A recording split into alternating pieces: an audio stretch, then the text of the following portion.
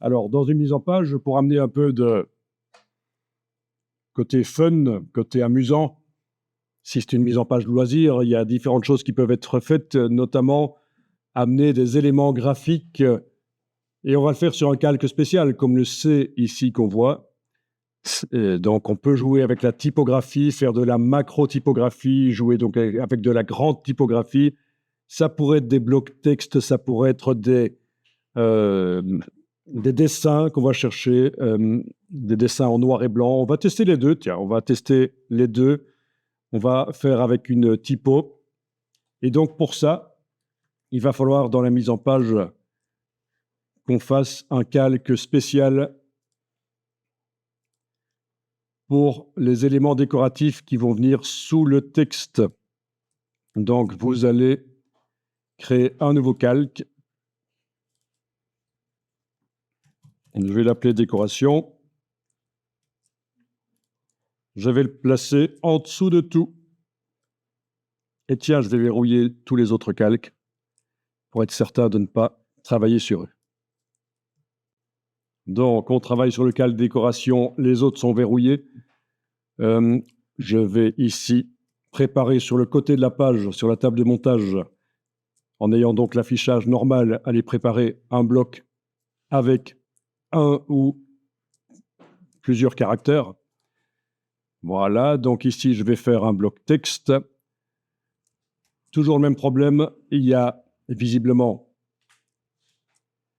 un paragraphe spécial qui arrive. Donc, dans la palette style de paragraphe, menu texte, style de paragraphe, je vais aller changer ça, paragraphe standard. Est-ce qu'il n'y aurait pas aussi un style de bloc qui arrive systématiquement? Je vais aller vérifier. Ça, vous n'êtes pas obligé d'y aller. Menu fenêtre, style, style d'objet. Quand on sélectionne le bloc, OK, il n'y a pas de problème, c'est un bloc standard. Ce n'est pas un des deux styles de bloc qui ont été faits précédemment. Donc, oui, parce que ça pourrait aussi arriver que quand vous faites un bloc de texte, il y a systématiquement 3 colonnes dedans, par exemple. Tout ça parce que vous avez un style d'objet, menu fenêtre style, style d'objet, un style d'objet qui a 3 colonnes. Et donc, dans ce cas-là, il faudra faire la même chose que ce qu'on a fait pour les paragraphes, mais pour les blocs, il faudra sélectionner le bloc et aller demander 100. Mais dans ce cas-ci, ça marche. Il n'y a pas de problème. Alors, ici, je vais taper juste en minuscule dogs et les 3 petits points. Les 3 petits points, on les obtient par option point, alt point. On ne tape pas 3 points qui se suivent. C'est un caractère spécial, les 3 petits points. Dans la palette caractères, je vais voir si je peux mettre une variante italique. Oui. On a peut-être même du bold italique, mais italique, ce serait... Ouais, italique est quand même plus gracieux. C'est juste une idée personnelle, hein. Un jugement personnel.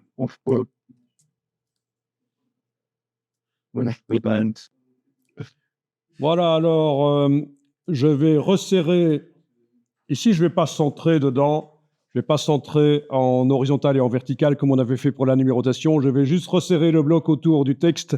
Et pour ça, il suffit de double-cliquer sur la poignée qui est en bas à droite et ça devrait resserrer autour du texte. Voilà, ça fonctionne. Et c'est tout à fait normal que la descendante du G ici sorte du bloc. Ce n'est pas anormal dans InDesign.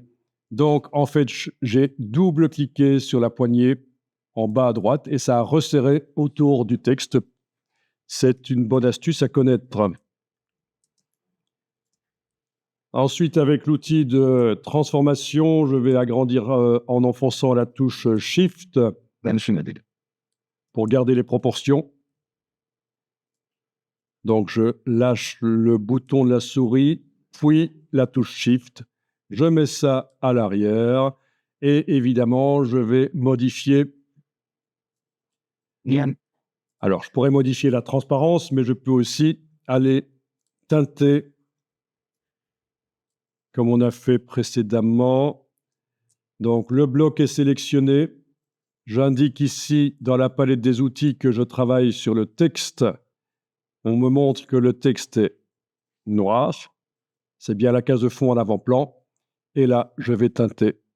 Et voilà, j'ai à peu près l'effet qu'on avait sur notre exemple dans le magazine. Il ne s'agit pas de recopier, il s'agit de s'inspirer pour... voilà.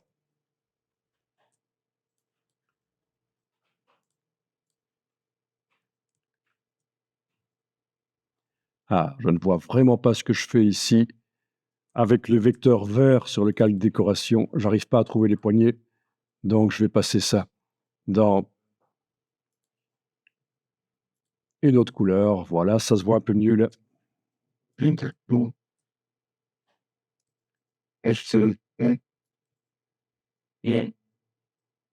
Voilà, ça peut être sympa ce genre de choses. Et c'est discret, ça n'empêche pas la lecture. Oui, c'est important, quand on fait des fantaisies comme ça, il ne faut pas que ça empêche de bien lire les choses. Comment vous faites pour que Donc, pour que le bloc, quand je modifie sa dimension, le contenu se modifie aussi, j'utilise l'outil de transformation manuelle. Oui, parce qu'avec la flèche, ça ne modifie que la dimension du bloc, pas le contenu. Voilà. ça m'a fallu.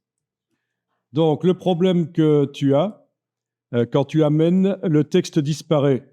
Et j'ai résolu ton problème en agrandissant avec la flèche noire le bloc par le bas à gauche. Avec la flèche noire, on n'a dit pas l'outil de transformation manuelle, flèche noire. Voilà. Et à mon avis, le problème vient du fait que le texte est calé sur la grille. Alors quand on l'amène sur la page, il veut se caler sur la grille, mais le bloc n'est pas assez grand. Et voilà. Donc ce que tu vas faire, c'est éventuellement vérifier, quand tu as ton bloc sélectionné, dans la palette paragraphe, texte paragraphe, en bas à droite, à mon avis, chez toi, c'est cette icône de droite qui est enclenchée et pas celle de gauche. Tu confirmes? C'est ça. Alors, ça, c'est peut-être parce que tout à l'heure, quand tu as commencé à faire le bloc sur le côté, tu n'as pas appliqué le paragraphe standard, menu texte, style de paragraphe, tu n'as pas appliqué le paragraphe standard pour remettre les choses à zéro, pour se débarrasser de ce qui venait des styles. Voilà. Ah ben oui, InDesign, c'est pas simple. Hein. Donc, si ce genre de choses vous arrive quand vous êtes seul en train de faire un document, ben, il faut faire appel à l'équipe. Il n'y a pas le choix. Faire appel à l'équipe, c'est-à-dire aller sur un forum, poser une question, déjà voir sur Google ou sur Bing s'il n'y a pas déjà quelqu'un qui a eu le problème. Mais ceci, franchement, vous n'auriez pas trouvé facilement du tout. Donc, ou alors, en cas de problème, vous téléphonez à un ami graphiste. Il faut s'entraider. On n'est jamais trop, ça arrive souvent. Ou vous posez la question sur un forum. Voilà, vous posez la question sur un forum et vous allez voir, les gens, c'est incroyable. Quand ils peuvent se mettre en avant, en mettant en avant leurs compétences, même gratuitement, ils vous aident. C'est faux.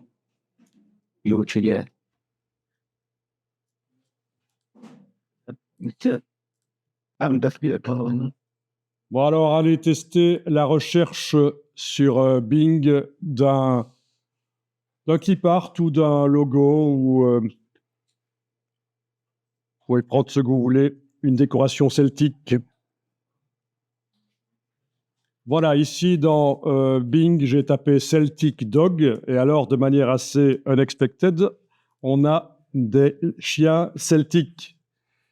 Ce serait quand même pas mal d'avoir quelque chose en noir et blanc. En couleur, ça va être un peu too much. Je vais quand même regarder au niveau de la licence s'il y a quelque chose dans Creative Commons. Vous voyez, je suis dans la partie images de Bing avec les filtres enclenchés et j'ai donc pu demander licence Creative Commons. Au niveau de la licence domaine public, est-ce qu'on aurait quelque chose aussi? Oui, il y a des choses. Oui, c'est pas mal. Donc voilà, je clique là-dessus, puis je clique sur afficher l'image et j'ai l'image, super, j'enregistre. Dans le dossier d'assemblage, j'enregistre. Pas besoin de mettre dans le dossier Links, c'est pas important. parce qu'à la fin, si on fait un assemblage à nouveau, ça va de toute façon tout remettre en ordre. Alors, il s'agit, dans mon cas, d'un format WebP. Pas certain que ce sera compréhensible par InDesign. Je vais devoir peut-être le passer par Photoshop pour le transformer en PNG éventuellement. Ou encore mieux, en format Photoshop. Donc moi, il se trouve qu'apparemment, j'ai téléchargé un PNG... non, c'était censé être un PNG ici, mais ça a téléchargé finalement en WebP. Mais qu'il y ait de la transparence ou pas, ça n'a pas d'importance. Puisque, voilà, le fond, s'il y a un fond blanc dans l'image, de toute façon, le blanc du papier, ça devrait passer. Super. Alors, sur le calque décoration, je vais pouvoir amener ça. Évidemment, si je l'amène dans le gabarit, ça va se retrouver sur chaque page. Pourquoi pas? On peut tester ça. Dans le gabarit, si j'amène l'élément décoratif, il va se retrouver sur chaque page. Ce sera un peu lourd visuellement. C'est pas génial. Et puis, on a aussi notre problème à régler du filet qui vient sur certaines images. Ça, ce sera pour plus tard. Donc, je suis dans le gabarit. J'ai double-cliqué dans le gabarit. Il est bien indiqué à gabarit, ici en bas, à gauche. Je tente l'importation du WebP que j'ai téléchargé. Non. Et il est là. Voilà. Ça, je t'aide. OK, je trace. Et ça fonctionne. OK. Donc, les dernières versions ont évolué pour accepter ce format qui est spécialement pour les mobiles, en fait. Le WebP, c'est des images pour mobile. Merde. On voit que ça arrive sur chaque page, évidemment. Je vais tenter de réduire ça. Réduire la transparence. Là, c'est une image, c'est pas comme si c'était du texte comme tout à l'heure. Je suis obligé d'y aller par la palette de transparence qui, dans InDesign, est dans Objet, Effet, Transparence.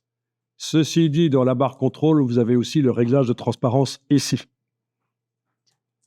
Objet, Effet, Transparence. Voilà. Techniquement, il serait même possible de le coloriser dans InDesign, mais pour ça, il faudrait que l'image soit une image en niveau de gris. Il faudrait que je la fasse passer dans Photoshop pour que dans la palette des couches, il n'y ait plus qu'une seule couche, niveau de gris, et non pas 3 couches RGB. Et là, à ce moment-là, dans InDesign, on peut coloriser ce qui est gris. Voilà. OK. Outil de transformation manuelle, on va pouvoir le tourner éventuellement, avec la touche Shift, le faire plus petit éventuellement. Ça peut être même sympa s'il déborde. Les éléments qui débordent, c'est toujours bien au niveau mise en page. Et je vais voir dans les pages, et voilà ce que ça donne. Je pense qu'ici, ça n'est pas intéressant de le coloriser. Il était déjà noir, et donc en diminuant cette grille, c'est pas mal. Enfin, je vous ai donné l'astuce. Vous n'avez pas la procédure, ceci dit, pour coloriser dans InDesign, mais après, vous pouvez coloriser dans Photoshop, oui, tout simplement, s'il fallait. Vous avez votre élément qui est dans le gabarit, qui est reporté sur toutes les pages. C'est pas génial. On va double-cliquer dans le gabarit, on va le sélectionner avec la flèche, on va le couper. Donc, c'est édition coupée. C'est évidemment CTRL-X sur le PC, commande X sur le Mac. Donc, il est envoyé dans le presse-papier. Et là, on va pouvoir descendre, notamment aller sur la page 1 et voir ce qui se passe quand on le colle. Si vous le collez tout simplement édition coller, il arrive au centre de la fenêtre qui est en train de vous montrer le document. J'annule, regardez, si je fais la fenêtre moins large, en la prenant par en bas, voilà, et que je colle. C'est toujours au centre de la fenêtre que ça se colle. Donc, c'est pas bon. Donc, super astuce, vous avez le coller sur place. Et là, il va falloir y aller par le menu édition coller sur place. Et là, ça colle à l'endroit que ça occupait, là où vous l'avez coupé.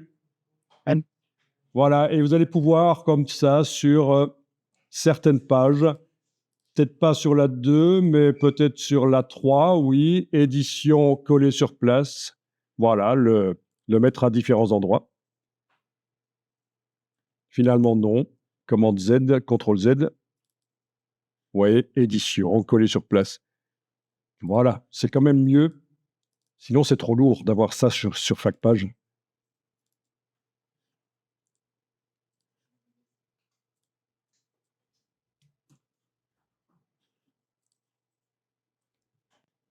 Donc, sur le calque décoration, vous avez sur la page 2 un bloc. Et sur d'autres pages, vous avez d'autres blocs. Donc, on n'est pas passé par le gabarit du tout dans ce cas-ci.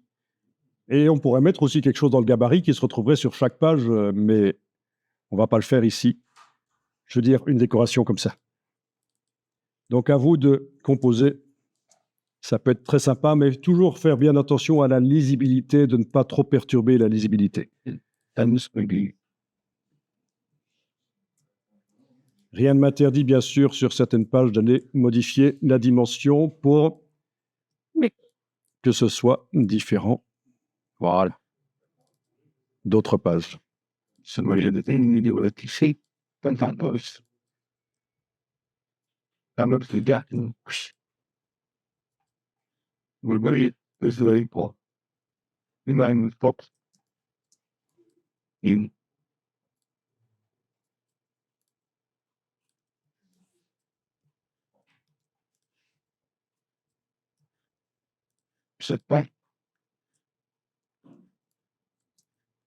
Alors, comment faire pour que sur certaines pages, il n'y ait pas le filet et peut-être que sur certaines pages, il n'y ait pas non plus le numéro? On va faire, et on va terminer par ça, on va faire de la hiérarchie de gabarit, du parentage de gabarit.